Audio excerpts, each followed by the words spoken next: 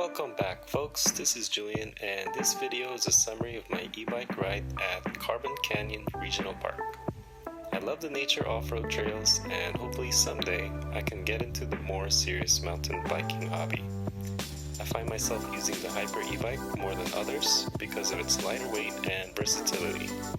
Plus, this is the only e-bike that actually forces me to exercise since it does not have the throttle option.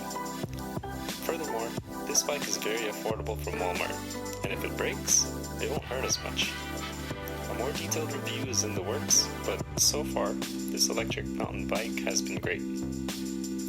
Before getting into the ride, if you're an e-bike enthusiast, RSVP for our upcoming rides in the group link below. Moving on to the trail. I parked across the street at a Luna Ranch parking lot and made my way into the Carbon Canyon Park entrance. I headed towards the pond, checked it out, and darted for the trail entrance. I began the trail in the parking section F towards east past the tennis courts. The nature trail loop was only 3 miles, but I always extend my trails by exploring other areas. In my opinion, this park's main attraction is the hidden redwood trees tucked behind a residential area. Being under those large trees make you feel like you are far away from the city.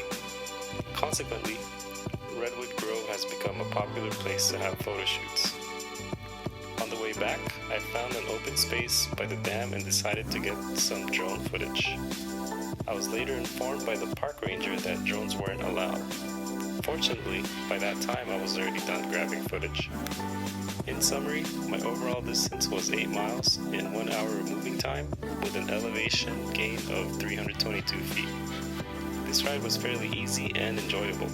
For more content like this, please like and subscribe. Have a great day, stay healthy and safe out there. See you next time and enjoy the rest of the ride.